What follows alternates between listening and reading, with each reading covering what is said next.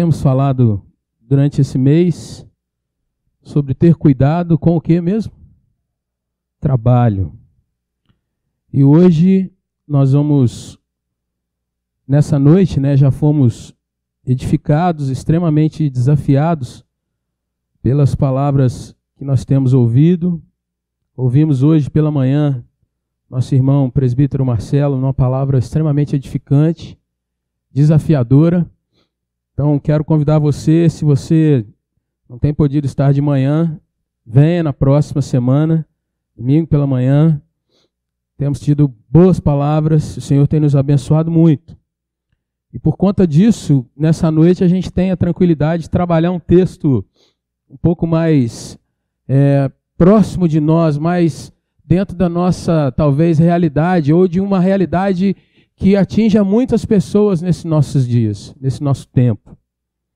E pela manhã eu falei com os irmãos que nós iríamos tentar trabalhar algumas questões. A primeira delas seria se eu sou alguém vocacionado, preparado, se eu tenho estado cada dia buscando o melhor para a minha vida, por que isso nem sempre acontece da forma com que eu imagino, a forma da qual eu imagino? O emprego que eu estou, ou o trabalho que eu estou desenvolvendo, falando, por exemplo, de trabalhos voluntários, trabalho dentro do lar, que muitas vezes não é considerado trabalho, numa triste realidade nossa.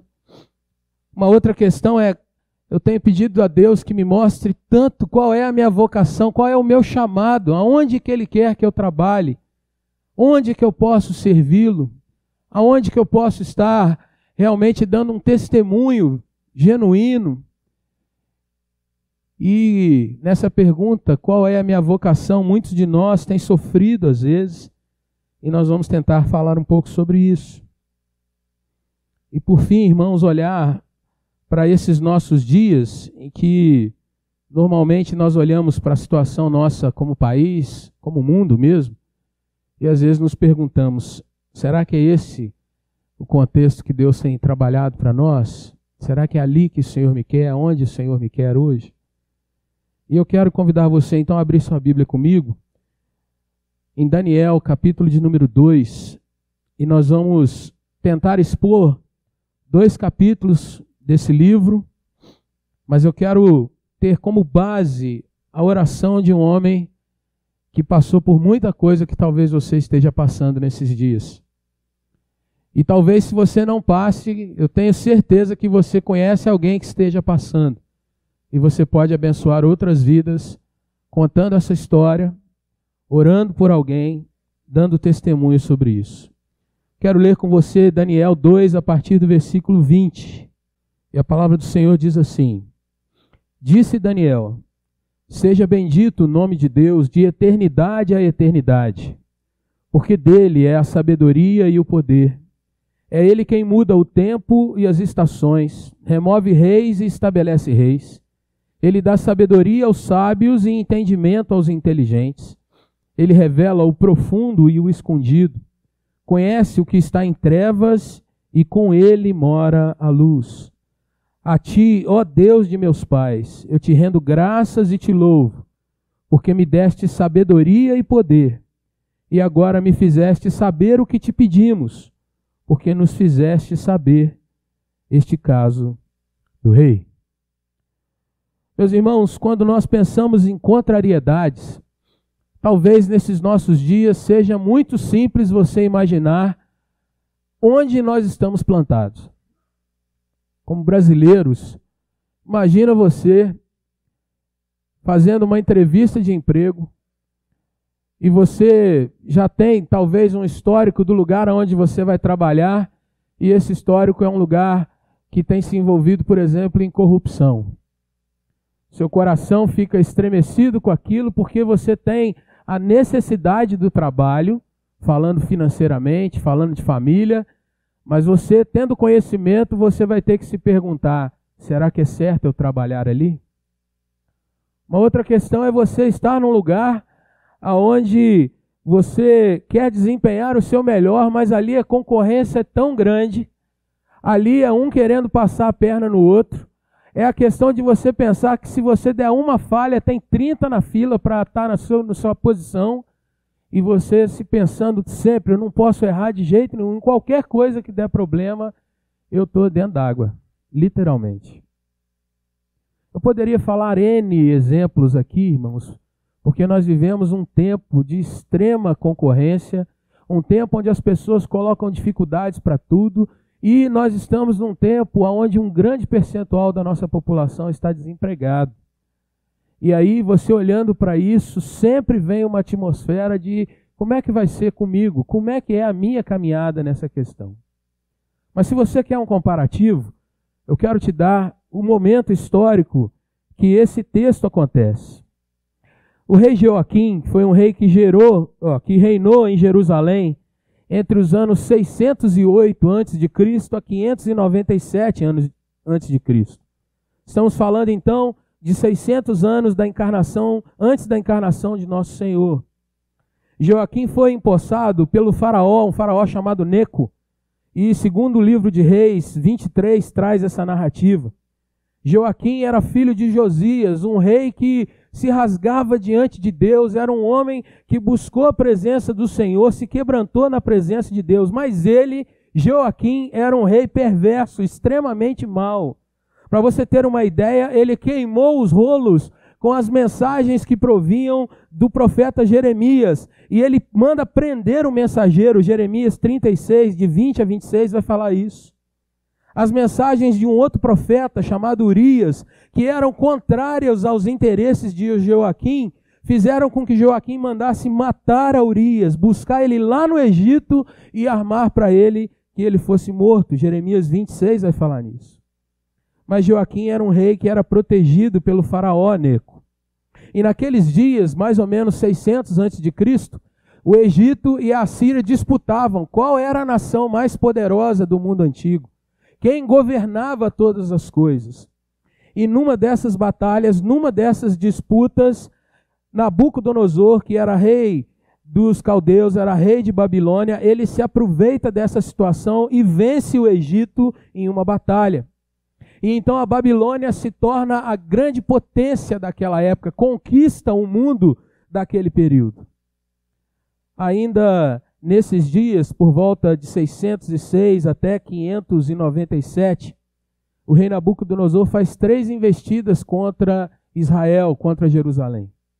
Em 606, ele leva todos os nobres de Israel para a Babilônia, e Daniel é levado nesse grupo.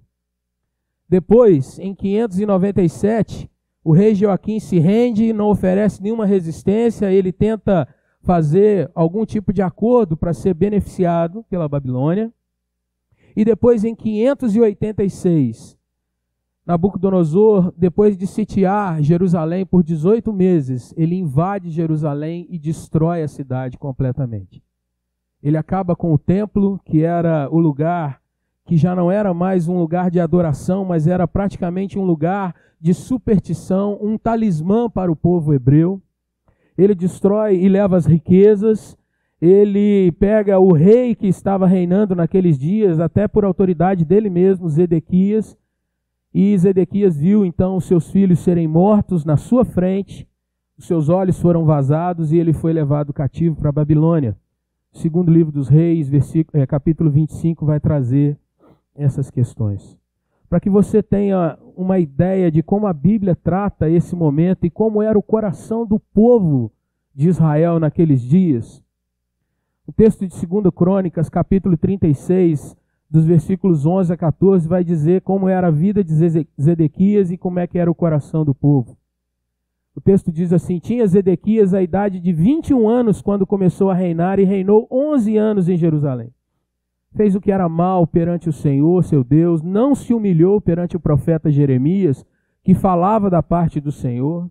Rebelou-se também contra o rei Nabucodonosor, que o tinha ajuramentado por Deus, mas endureceu a sua cerviz e tanto se obstinou no seu coração, que não voltou ao Senhor, Deus de Israel. Também todos os chefes dos sacerdotes e o povo aumentavam mais e mais as transgressões, segundo todas as abominações dos gentios. e contaminaram a casa que o Senhor tinha santificado em Jerusalém. Nabucodonosor, o rei da Babilônia, irmãos, ele reina durante 43 anos na Babilônia.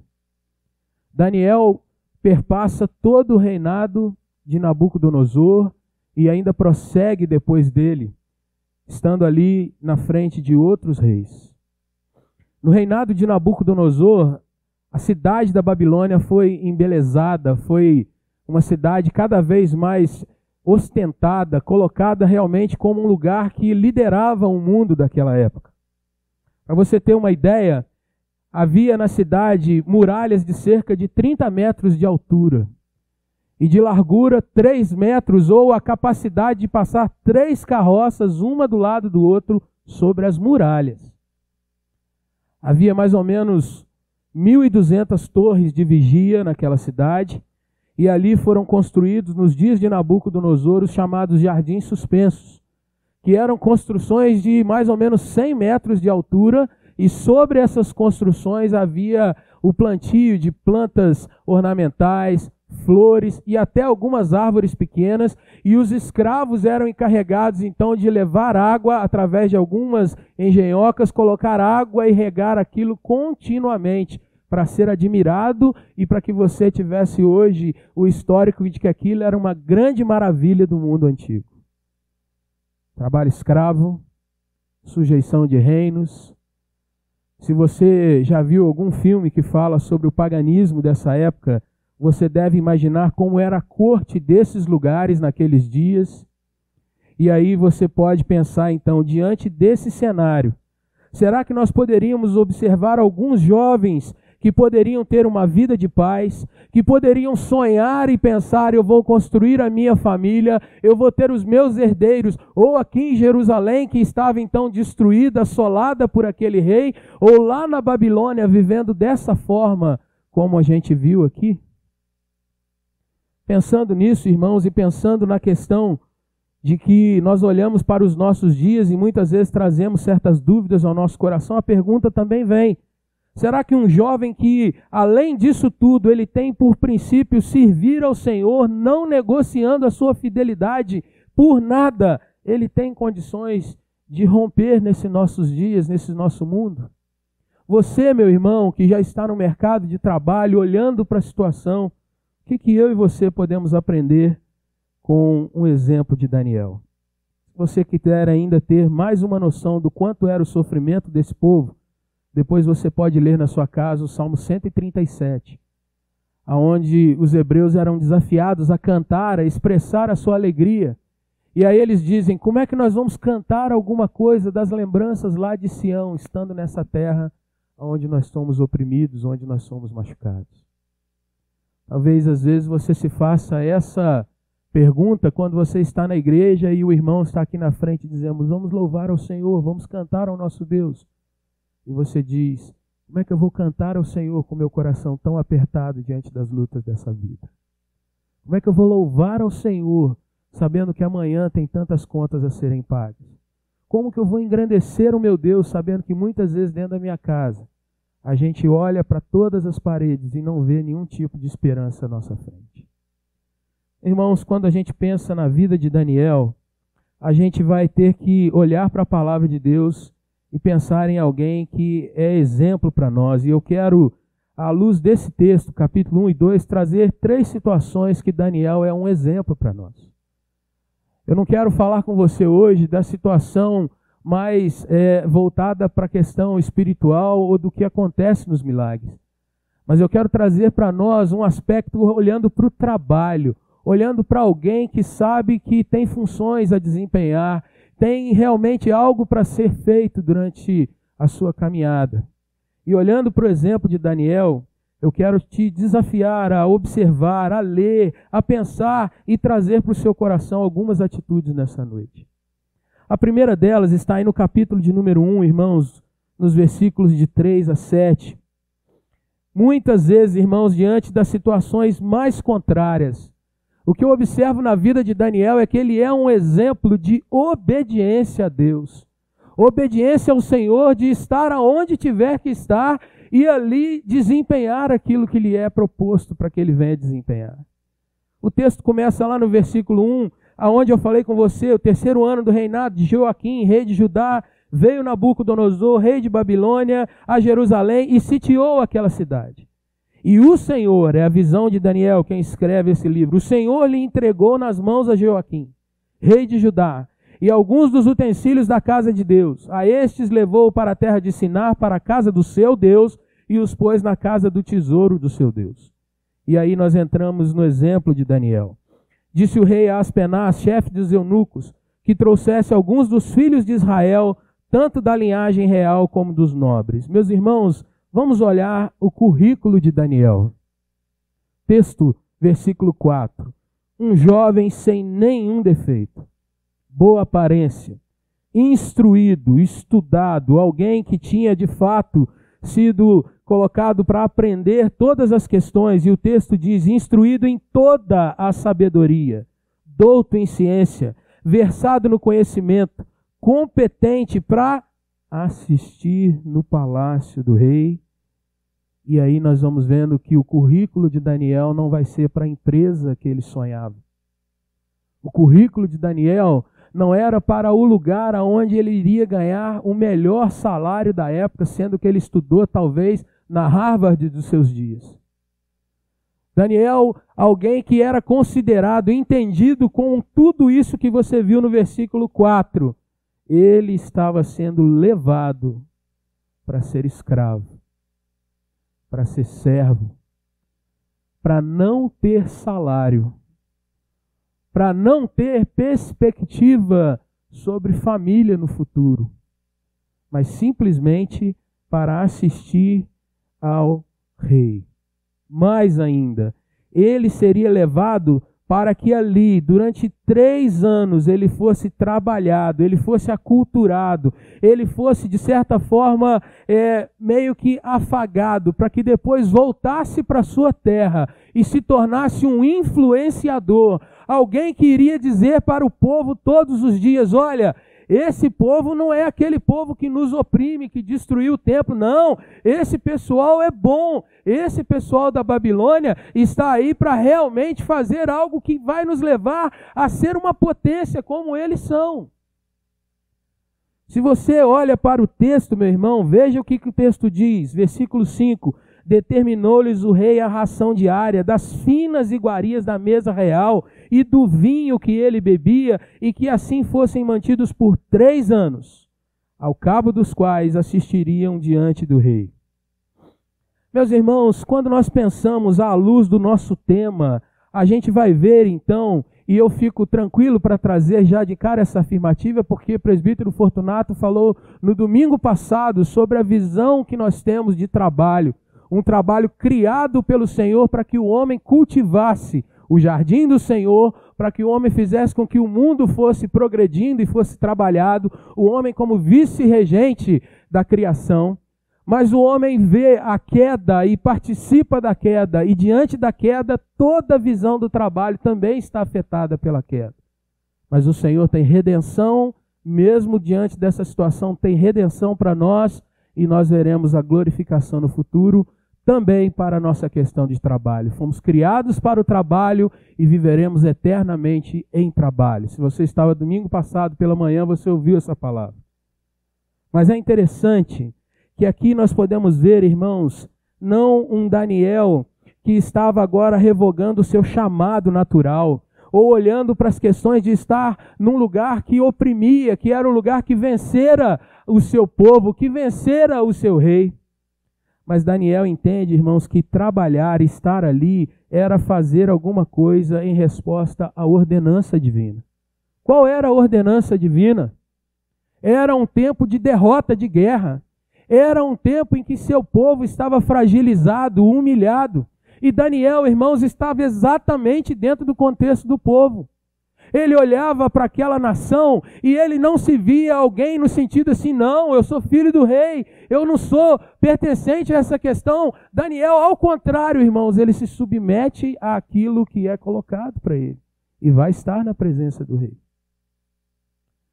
Nos nossos dias, irmãos, nós vemos uma igreja que parece que não acorda para a nossa realidade. Uma igreja, irmãos, que insiste em dizer que não participa desse mundo, não vivencia as coisas que nós estamos tendo. Uma igreja que não busca se informar das questões políticas, econômicas. Uma igreja que muitas vezes, irmãos, se fecha para dizer apenas que o Senhor vai dar todo tipo de livramento possível, mas quando se vê em crise, quando se vê em lutas, quando vê os seus filhos sem emprego, muitas vezes não abre o olho e o coração para ver que Deus talvez esteja nos direcionando para situações nas quais nós vamos dizer: Senhor, é aqui que o Senhor me quer, então eis-me aqui, o Senhor vai trabalhar comigo desse jeito. Nós ouvimos pela manhã o presbítero Marcelo falando sobre José. Senhor, é como escravo de Potifar, é aqui que eu estou. Senhor, é para estar dentro da prisão, é aqui que eu estou. Senhor, é para ser alguém que vai cuidar dessa terra, para aconselhar Faraó, é aqui que eu estou. Interessante você olhar, irmãos, e eu quero citar aqui uma frase do pastor Heber Campos, que Daniel mostra uma questão muito séria. O trabalho não é apenas uma atividade que a gente sai para desenvolver. O trabalho, ele é uma parte daquilo que nós somos, daquilo que está no nosso caráter. O trabalho significa que você, estando a desempenhar uma função que muitos dizem que é braçal, que depende de músculo, que tem mais repetição, ou sendo uma função que, digamos, mais erudita, mais de pensar, mais de ficar elucubrando certas situações. Ou uma situação, irmãos, na qual nós vamos fazer muitas contas e cálculos. Tudo isso, independente do que seja, se é um trabalho que nós entendemos que é as circunstâncias que o Senhor nos coloca, ali nós vamos mostrar o nosso melhor, porque nós evidenciamos o caráter do nosso Deus nessas coisas. Daniel, então, irmãos, ele vai exercer, diante da situação em que ele se encontra, o reflexo de um servo de Deus naquela situação. É muito bom nós lembrarmos, irmãos, que muitas vezes nós pensamos se vamos trabalhar numa questão ou outra, dependendo da remuneração que nós vamos ter. Onde paga mais? Às vezes olhamos para os nossos filhos, eles querem fazer um curso universitário. Qual é o mercado mais aquecido? Aonde que você vai ter o chamado sucesso? Mas a noção de sucesso nossa, muitas vezes, é monetária. Daniel não tinha remuneração alguma. Daniel, você não lê em nenhum dos versículos que nós lemos, nem o que nós vamos ler.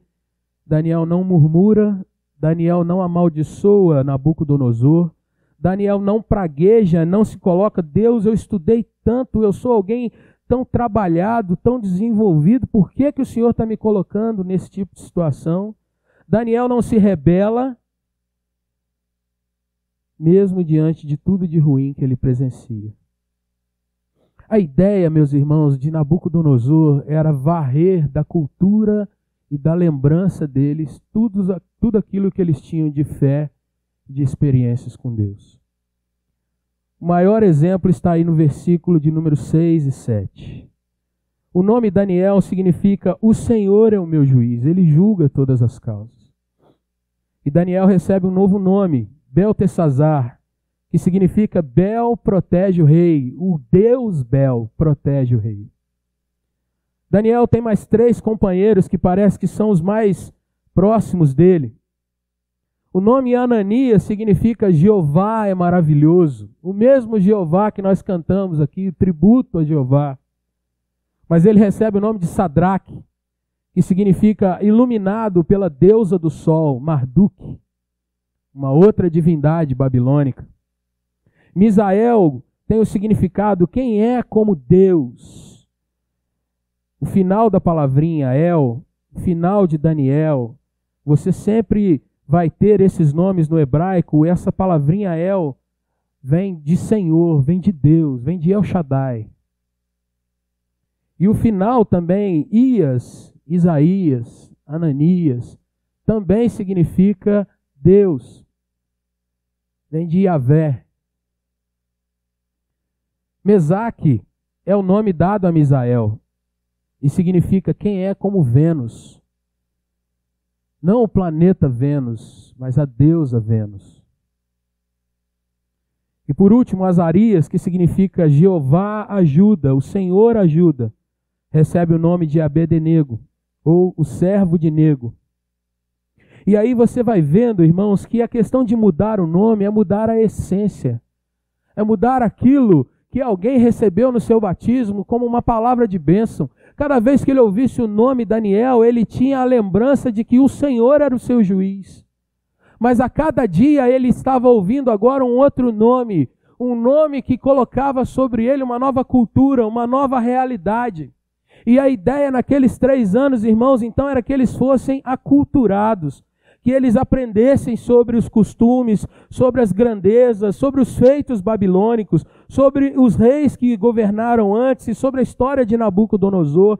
E ao final daquele período, eles seriam então influenciadores, eles seriam aqueles que modificam o pensamento das pessoas para um rumo pré-estabelecido. Se você parar e pensar nos nossos dias, irmãos, veja como uma palavra tem sido tão levantada nos nossos dias. Influenciador. Influenciador digital.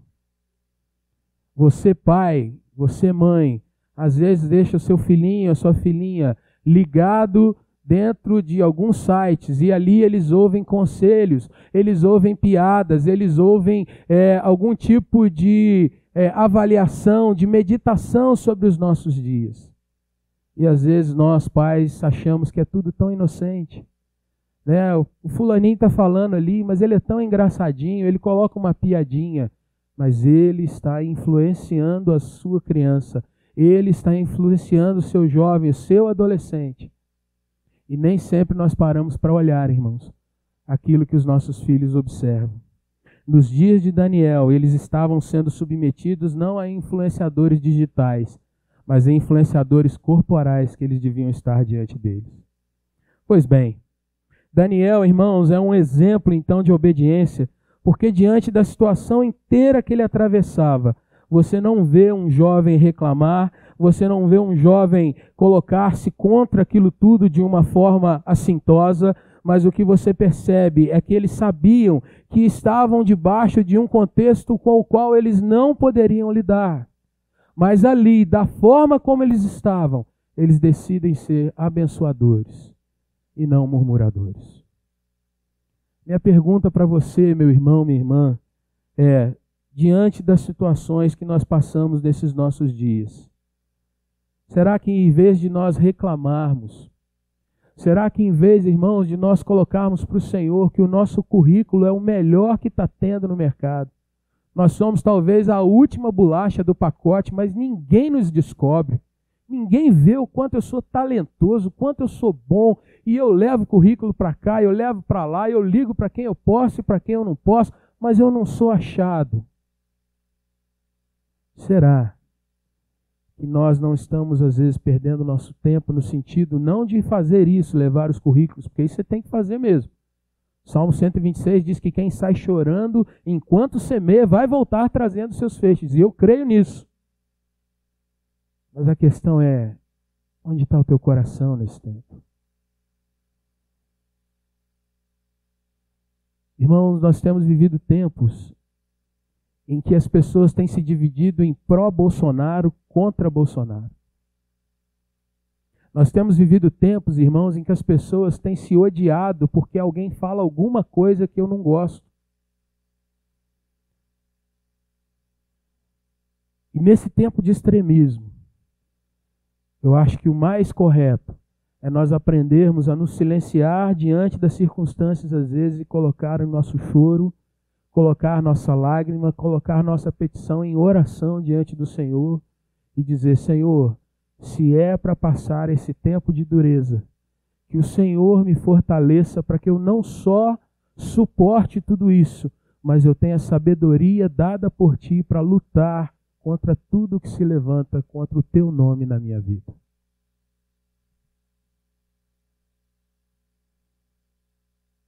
Alguém que tinha currículo, alguém que tinha capacitação, mas alguém que se submete ao Senhor.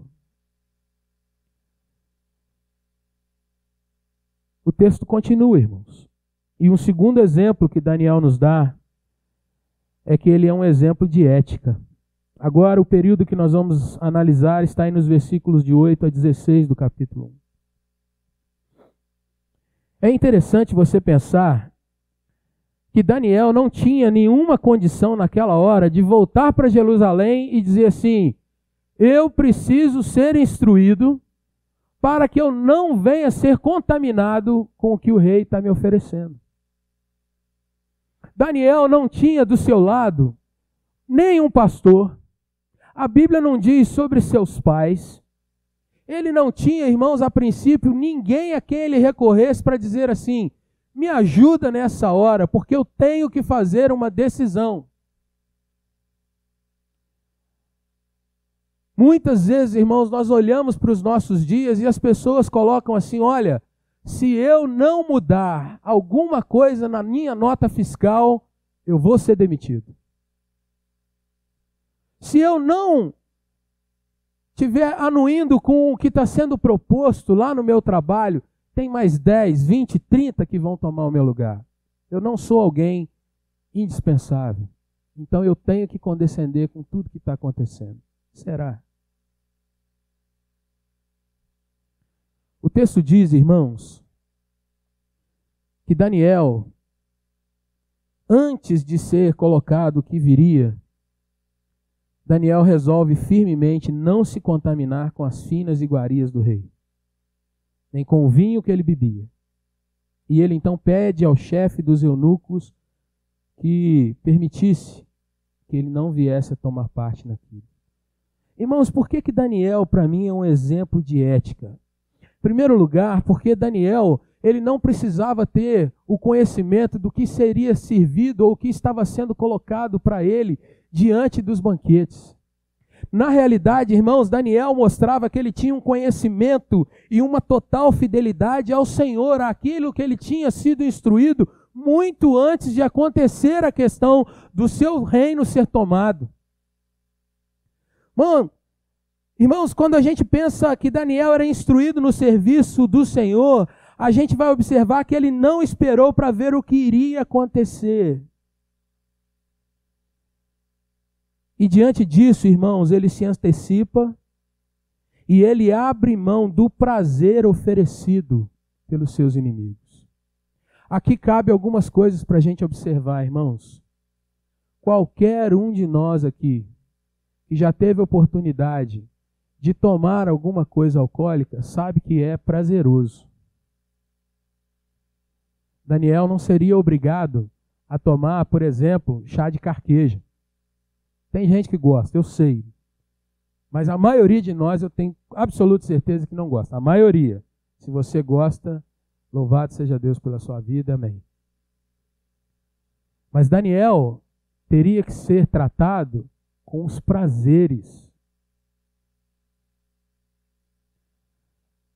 Comidas, irmãos, daquelas que se eu falar agora, muitos vão levantar para dizer: pastor, estou indo para a lanchonete. Então é melhor não citar. Não era uma questão, irmãos, de comer uma ração daquele tipo que você fala assim: rapaz, tem que comer porque eu sou obrigado mesmo. Porque a dieta não deixa. E é interessante, irmãos, que quando a gente começa a olhar por essa questão, a gente vai vendo que o mundo oferece para Daniel e oferece para os seus amigos algumas questões que nos nossos dias se tornaram muito comuns. Muitos jovens, irmãos, abandonam as igrejas depois que entram nas faculdades. E esse é um dado muito triste, porque são jovens que, quando crianças, cresceram ouvindo canções que falavam sobre Jesus. Eles ouviram versículos que falavam sobre Jesus. Mas acontece alguma coisa nesse ato entre a infância e a chamada idade de que eles prestam os vestibulares por aí e ingressam numa faculdade. Acontece alguma coisa, irmãos, que quando chegam lá dentro das faculdades, esses jovens começam a olhar para o seu tempo de igreja e olhar para a igreja com um olhar de desdém, dizendo assim, ali é tudo inocente, ali eu ouvi algumas coisas muito superficiais, ali eu não tinha contato com a realidade que a vida tem. E aí, irmãos, eles se veem e são colocados para eles dentro desses ambientes, do ambiente universitário, dos pós-acadêmicos, ali é colocado que agora você tem contato com a cultura de verdade, agora você tem o poder de manipular as informações e mudar a sua história, e mudar esse mundo. Irmãos, quem não fica movido com um discurso que diz, eu vou mudar esse mundo? Qual jovem, ou quem já foi jovem aqui, irmãos, que nos primeiros meses do seu curso de faculdade, você não ouvia assim, com o seu trabalho você vai poder mudar toda a história? Quando nós falamos em cultos, eventos de formatura, irmãos, há sempre uma questão que nós observamos. Os formandos estão ali, uniformizados, bonitos, com aquele traje para aquele dia, o chapéu quadrado, enfim, há todo um ambiente emocional. Vem o paraninfo e diz, vocês são uma turma fantástica. Vocês vão mudar o mundo com a sua capacidade, com seus estudos. Quantas noites sem dormir. Dentro da igreja se canta aquele cântico, valeu a pena, valeu demais, te agradeço. E aí o pregador diz, vocês podem mudar a história. E aí o jovem sai dali dizendo, vou arrebentar. Mas passa um mês, ele encontra um mercado que é extremamente agressivo. Passa 6 meses e ele já começa a pensar, rapaz, não era tudo aquilo que eu pensava, o mundo é mais feinho um pouco do que eu imaginava. Passa um ano, não foi chamado para emprego nenhum, e aí ele começa a se ver numa crise enorme. Passa mais um tempo e ele diz, será que era eu mesmo que ia mudar o mundo?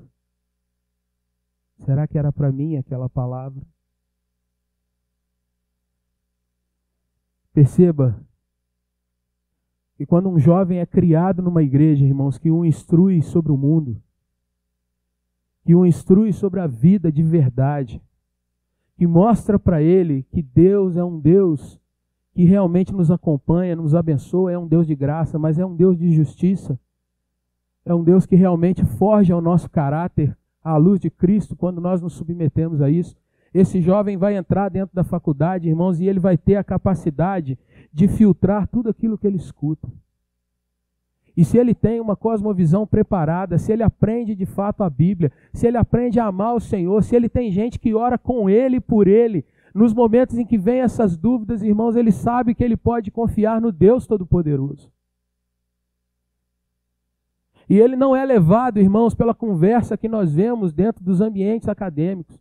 Mas ele tem plena noção de olhar o que ele lê e pensar assim, isso está de acordo com a vontade do Senhor, isso não está de acordo com a vontade do Senhor.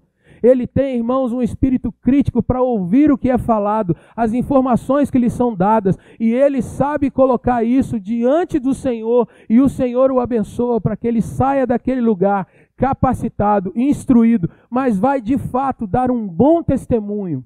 Não um testemunho à luz do que o mundo quer, porque se você sabe o que uma pessoa quando sai da faculdade, e eu estou falando de modo genérico, de modo normal, o que eles almejam, qual é o exemplo de sucesso, o que é a fama para as pessoas aí fora. Será que esses são os valores que os nossos jovens deveriam ser expostos? O fato é que Daniel foi preparado, ele foi trabalhado, e se você ler o texto, você vai ver que Deus estava com ele. O versículo 9 diz, Deus concedeu a Daniel misericórdia e o quê? Compreensão da parte do chefe dos eunucos. O chefe dos eunucos mostra para Daniel a sua preocupação. Eu tenho medo do meu senhor, o rei, que determinou a vossa comida e a vossa bebida. Por que, pois, veria ele o seu rosto mais abatido do que os dos outros jovens da sua idade? Assim vocês vão colocar em perigo a minha cabeça para com o rei. Então Daniel disse ao cozinheiro-chefe, a quem o chefe dos eunucos havia encarregado de cuidar dele, Ananias, Misael e Azarias, Experimenta, peço-te, os teus servos por 10 dias. E veja, nos deem legumes a comer e água a beber. Então se veja diante de ti a nossa aparência dos jovens que comem das finas iguarias do rei. Segundo vires, age com os teus servos. Ele atendeu e os experimentou 10 dias. No fim dos 10 dias, a sua aparência era melhor, estavam eles mais robustos que todos os jovens que comiam das finas iguarias do rei. Com isso, o cozinheiro-chefe tirou deles as finas iguarias e o vinho que deviam beber e lhes dava legumes. Meus irmãos, quando nós olhamos para o que acontece ali, eu fico extremamente maravilhado, porque Daniel demonstra, irmãos, que não é apenas a questão de fidelidade, não é a questão apenas de firmeza, mas Daniel conhecia o que o Senhor queria dele, Daniel conhecia o que ele deveria fazer para ser abençoado, e mais, ele tem sabedoria e discernimento para argumentar com aquele que estava sobre ele. Daniel é um exemplo de ética, meus irmãos, porque ele não subverte a coisa no meio dos seus amigos. Olha, na hora que ele trouxer o vinho, a gente joga para o canto. Na hora que vier a comida, a gente faz jejum. Na hora que ele vier, a gente diz, não, porque eu não vou comer. Ele se submete a quem está sobre ele. Ele coloca, olha, eu quero argumentar contigo. Isso é contra os meus valores mais profundos. E eu queria ter de você a compreensão que eu não rompesse com aquilo que eu creio. Será que você pode ver o que é a minha fé? Será que você pode observar que eu não quero ir contra o Deus que eu sirvo? E aquele homem diz, olha, você está colocando a minha cabeça a prêmio. Daniel diz, então faz um teste conosco. Vamos testar essa situação. Se der certo, você não vai correr nenhum risco. Se der errado, pode detonar com a gente. Meus irmãos, eu vejo ética nisso, porque nós vivemos em tempos, irmãos, que as pessoas puxam o tapete do outro. Dentro da igreja, irmãos, quando acontece alguma coisa errada, a gente sempre procura alguém para jogar a pedra, para dizer foi esse ou aquele ou aquela o culpado. A gente não tem muitas vezes, irmãos, a dignidade de falar assim, meu irmão, eu estou em tristeza contigo, porque a gente não quer de nenhum jeito ou não sabe lidar com a contrariedade de alguém nos olhar e falar assim, então vamos discutir essa situação com calma. Mas eu vejo num jovem, irmãos, que ele abre mão de prazeres. Se você já observou um filme que mostra a realidade do mundo pagão, você vai ver que Daniel não abriu mão de taça de vinho e de um bolinho ou um pudim, meu irmão. Porque na corte, principalmente em reinos pagãos, eles iriam ter contatos sexuais de todo tipo. E ele abre mão disso.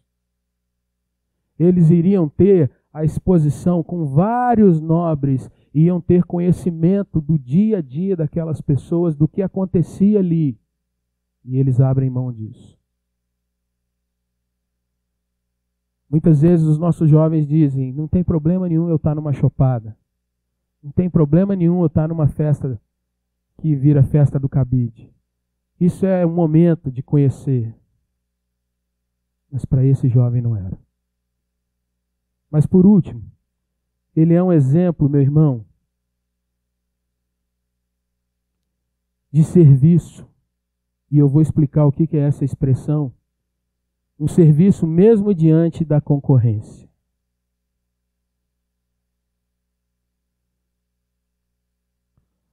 Dos versículos 17 a 21, depois que eles passaram pelo teste, veja o que nós lemos sobre o que Deus havia concedido a eles. Ora, a estes 4 jovens Deus deu o conhecimento e a inteligência em toda cultura e sabedoria. Mas a Daniel deu a inteligência de todas as visões e sonhos. Vencido o tempo determinado pelo rei para que os trouxessem, o chefe dos eunucos os trouxe à presença de Nabucodonosor.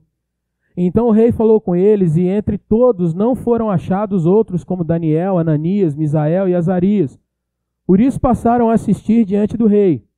Em toda a matéria de sabedoria e de inteligência sobre o que o rei lhes fez perguntas, os achou 10 vezes mais doutos do que todos os magos e encantadores que havia em todo o seu reino. E Daniel continuou até o 1º ano do rei Ciro. É interessante você observar no texto, irmãos, que até aqui a gente fica se perguntando para que Daniel foi formado? Qual era a vocação de Daniel? O texto diz, versículo 17, que o Senhor deu a ele uma inteligência de sonhos e visões. Meu irmão, qual é essa profissão? Às vezes eu pensar que eu estudei, não sei, física quântica, e aí o Senhor me coloca no meio de uma fazenda, onde não há nenhum laboratório, e eu penso, Senhor, o que eu estou fazendo aqui? Qual é a minha vocação?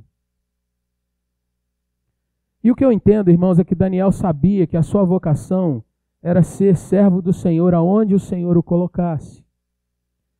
E para os nossos dias, a gente volta a trazer a questão que nós fomos criados para o trabalho. Mas a vocação é para trabalhar. E seja plantando, seja colhendo, seja desenvolvendo um cálculo matemático exorbitamente complexo, tudo isso é oportunidade que o Senhor apresenta diante de nós. Mas se eu acho que o Senhor tem algo muito específico e eu ainda estou aguardando que isso seja revelado, eu não estou entendendo o que é vocação. Porque vocação, meu irmão, é você servir. Se você lida com vendas, sendo o melhor vendedor que você puder ser. Se você lida com serviços, sendo aquele que melhor presta qualquer serviço, aonde o Senhor te coloca. Se o Senhor te deu um encaminhamento para algo que você pudesse estudar e estabelecer ali situações que você vai crescendo naquilo ali, seja no âmbito jurídico, de saúde, seja no âmbito das artes, qualquer que seja, ali é a sua vocação. Logo, não existe uma vocação que você diga assim, eu só vou trabalhar se eu for médico. Fora disso, eu não sou vocacionado para nada. Bom, se você não é vocacionado para nada, a gente precisa orar para o Senhor te chamar, porque você não tem utilidade nesse mundo, a não ser que você caia dentro daquilo que você imagina. E Daniel sabia, irmãos, o que alguém que desvenda sonhos, o que alguém que desvenda visões teria. Mas veja que todo o arcabouço que ele tinha antes faz com que ele assista na presença do rei. O rei lhes faz perguntas de todo tipo e acha que eles são 10 vezes mais doutos que os demais, e aí inclui os 3 amigos dele, e Daniel continua então servindo ao rei. Como Daniel é um exemplo de serviço, meu irmão, é exatamente entender o que é o resgate que nós precisamos ter do trabalho. Muitas vezes, irmãos, nós dizemos de uma forma bem pejorativa dentro da minha casa. Segunda de manhã, estou indo para o serviço. E você não fala desse jeito que eu falei, né? Normalmente a gente fala, estou indo, né? E o serviço é aquele peso. Eu creio que nós deveríamos aprender a dizer, eu estou saindo para servir. Eu estou saindo para fazer diferença aonde o Senhor me coloca. Você percebe como é que isso é diferente, meu irmão? Não quero trazer constrangimento, mas imagina se eu perguntasse para aqui, para o seu coração nessa noite. Seu trabalho é uma bênção para você? Ou seu trabalho é algo que você fica pedindo todo dia para Deus te tirar dali? E isso me faz lembrar uma peça dos contadores de história, onde Mateus interpretava uma personagem aqui que as pessoas diziam assim, meu cabelo está assim, e ele diz, fica careca. Ah, o meu serviço não é bom. Demitido. Já pensou se fosse assim? Trabalhar, meu irmão, é o resgate de servir a Deus e servir ao próximo.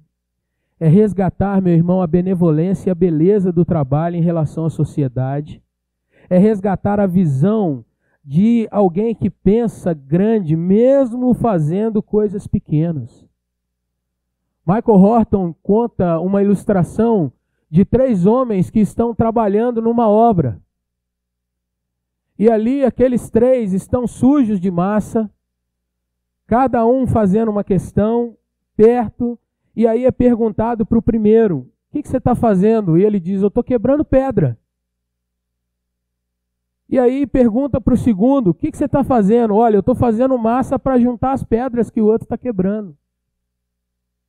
E o terceiro, antes mesmo de ser perguntado, ele diz, eu estou construindo uma catedral. Estavam no mesmo canteiro, trabalhando nas mesmas questões. Mas um tem a visão apenas de quebrar pedra.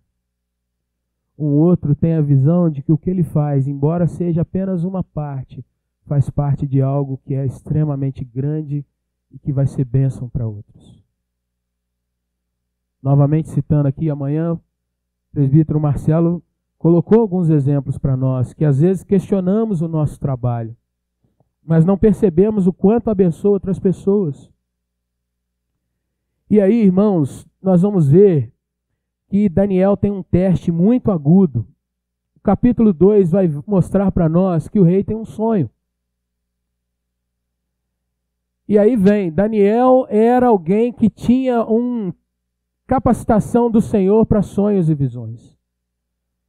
Aonde Daniel foi levado, irmãos, para lidar no meio de magos, adivinhadores, pessoas que serviam ao rei, exatamente consultando divindades que são contrárias ao Senhor. E Deus põe um servo dele ali naquele meio. E eu imagino que se fosse nos nossos dias, irmãos, o Senhor colocando um de nós para trabalhar num lugar. Aonde você trabalha? Olha, eu trabalho num lugar onde o pessoal faz todo tipo de magia ali. Rapaz, isso não é de Deus não, foge desse negócio. Vamos orar para Deus te tirar desse negócio. Mas o que acontece por providência do Senhor, irmão? Nabucodonosor tem um sonho. E o capítulo 2 vai mostrar que Nabucodonosor fica tão perturbado com aquele sonho que ele manda chamar todos os seus adivinhadores. E aí a turma chega, meu rei, meu querido senhor, ó majestade, sapiência, o que acontece contigo? E Nabucodonosor, vocês é que vão dizer. Mas como assim, rei? Eu tive um sonho e eu estou perturbado com esse sonho. E aí, bem enrolando Lero, ó majestade, fala-nos o sonho e te daremos a resposta. E Nabucodonosor, não. Vocês não só vão me falar o que eu sonhei, como a interpretação desse sonho. Pensa num povo tremendo de medo agora. José interpretou um sonho que lhe foi contado. Irmãos, o fato é que a turma então começa a se morder. E desesperados eles estão. E aí nós vamos chegar no texto que nós lemos no início dessa palavra. Quando você pensa no que é um jovem, ou um homem, ou um trabalhador, que é um exemplo de serviço, mesmo diante da chamada concorrência, daqueles que estão buscando derrubá-lo, ou daqueles que querem se colocar acima dele, ter mais proeminência, você vai ver um jovem que quando ficou sabendo que aquilo estava acontecendo, capítulo 2, versículo 17, então Daniel foi para sua casa, fez saber esse caso a Ananias, Misael e Azarias, para que pedissem misericórdia ao Deus do céu sobre este mistério, a fim de que Daniel e seus companheiros não morressem, não perecessem com o resto dos sábios da Babilônia.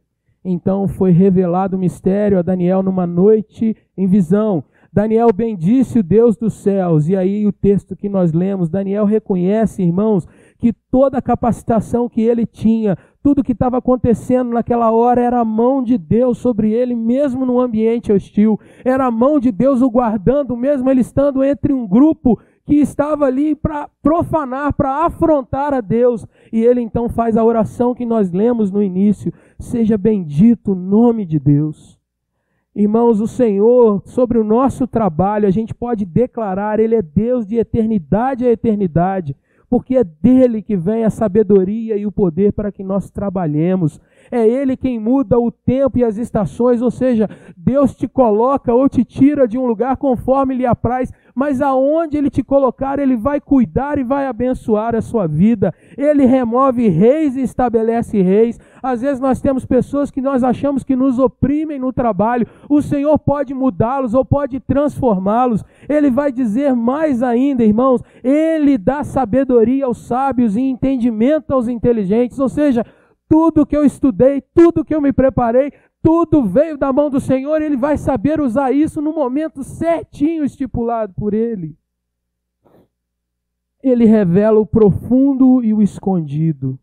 O Senhor, irmãos, estabelece dentro daquilo que nós trabalhamos, como está o nosso coração, se nós estamos realmente honrando ao Senhor ou se nós estamos murmurando.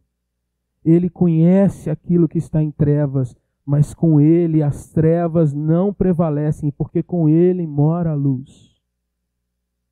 A Ti, Deus dos meus pais, eu te rendo graças e te louvo, porque me deste sabedoria e poder, agora me fizeste saber o que te pedimos, porque nos fizeste saber este caso do rei. Meus irmãos, Daniel não para aqui. O que eu acho fantástico nesse caso é que Deus dá a Daniel aquela graça. E Daniel pega o que ele faz, e olha só o versículo de número 24. Ele vai até Arioque, o qual o rei tinha constituído para matar os sábios da Babilônia. Ele entra diante desse homem e diz: não mate os sábios da Babilônia, introduze-me na presença do rei e revelarei ao rei a interpretação. Daniel é um exemplo, irmãos, de obediência, de ética. Ele é um exemplo também de servir aos outros, porque naquela hora ele podia cantar aquela musiquinha Tem Sabor de Mel e mandar matar todo mundo que era contra ele. Todos os que estavam ali eram concorrentes dele. Aquela é a hora que o crente brasileiro dos nossos dias diz assim: Senhor, derruba todo mundo para que o teu filho seja a cabeça e não cauda. Aquela é a hora que Ele revelaria um coração dos nossos dias. Senhor, que eu seja promovido. Senhor, que o meu salário duplique, triplique a cada dia, porque eu sou dizimista, então eu quero. Me dá de volta o que é meu, restitui. Aquela é a hora em que muitas vezes, irmãos, nós oramos para que quem não concorde conosco, o Senhor realmente afaste de nós. Ou que nós dizemos: eu não congrego nesse lugar, porque nesse lugar só tem gente que pensa ao contrário. Aqui eu vejo um crente que diz assim: se é todo mundo macumbeiro, eu vou trabalhar e abençoar eles também. Se é todo mundo católico, eu vou trabalhar e abençoá-los também. Se é todo mundo neopentecostal, eu vou trabalhar e abençoá-los também. Se é todo mundo reformado, eu vou trabalhar e abençoá-los também. Nós pensamos assim no nosso trabalho? Quero concluir dizendo que eu aprendo com Daniel que o cristão tem no seu trabalho a oportunidade de ser sal e luz. Mateus 5,14, Jesus diz: vocês são o sal da terra. Mas se o sal não serve para salgar, ele serve para quê? Vocês são a luz do mundo. E se a luz não for para iluminar num lugar destacado, ela vai servir para quê? E eu quero te convidar a abrir no último texto, que é Marcos, capítulo 10. E eu quero ler com você 3 versículos encerrando essa palavra.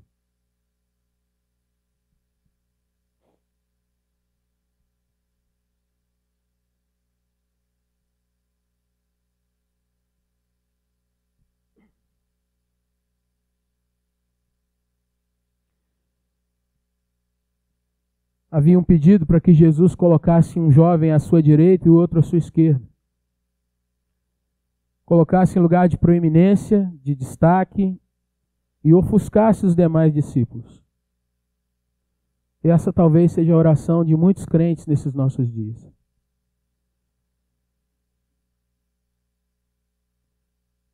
E aí Jesus, no versículo 43, Marcos 10, 43...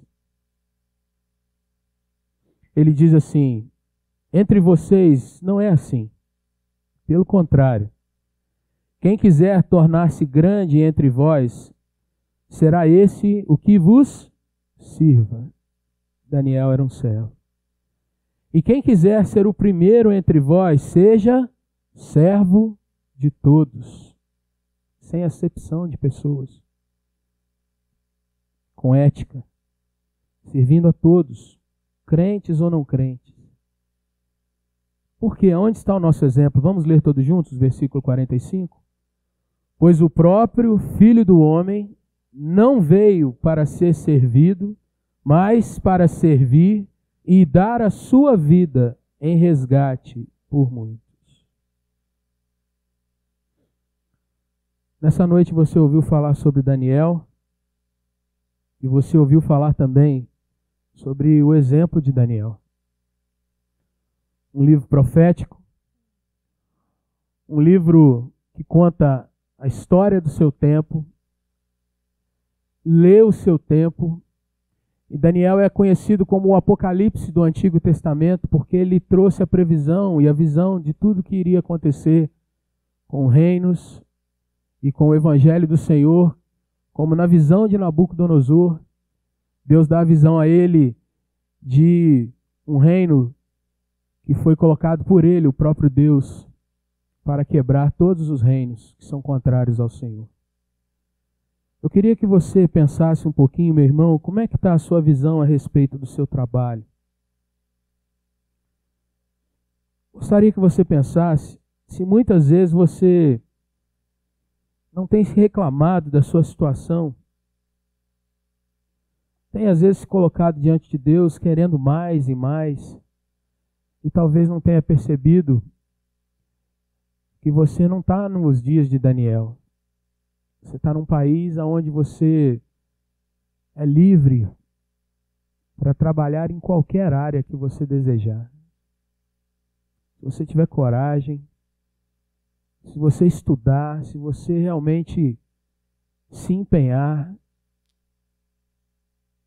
como diria alguém de algumas décadas ou de alguns séculos atrás, em se plantando, tudo dá nessa terra. E às vezes, irmãos, nós estamos com o coração tão pesaroso. Às vezes nós estamos reclamando e reclamando, querendo que Deus faça sempre mais e mais, e nós não nos vemos como abençoados.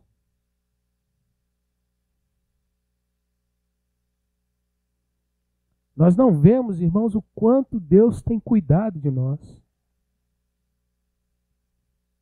Se você está aqui hoje, você pode estar com uma dor nas costas, uma dor na perna,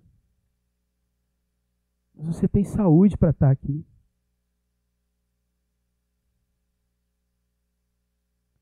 Quantas pessoas não têm a saúde que você tem? Iriam estar aqui nessa noite.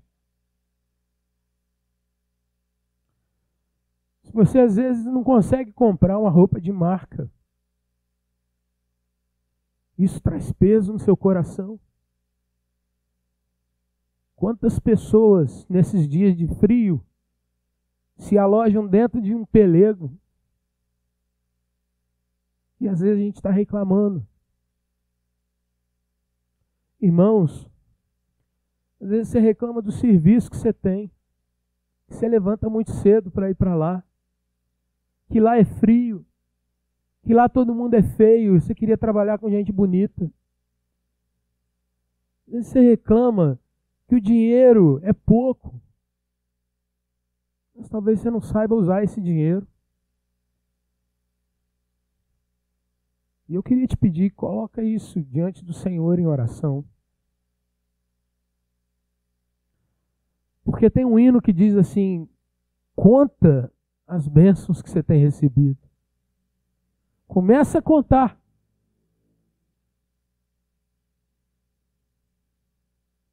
E você vai ver, surpreso, quanto Deus tem feito para a sua vida.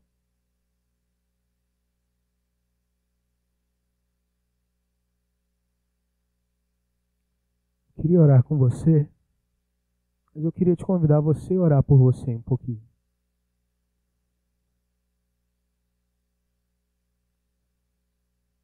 E eu queria te convidar a você se colocar diante do Senhor e falar: Deus, quantas vezes eu reclamei?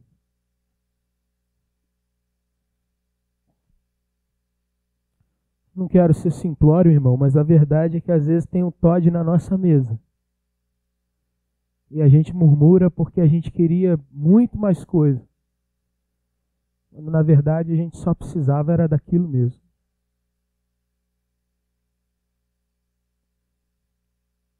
Eu poderia pregar essa mesma palavra para o nosso casamento, dizendo que às vezes a gente quer tanta coisa, mas Deus já nos deu tudo que a gente precisa. Poderia pregar a mesma coisa para a nossa saúde.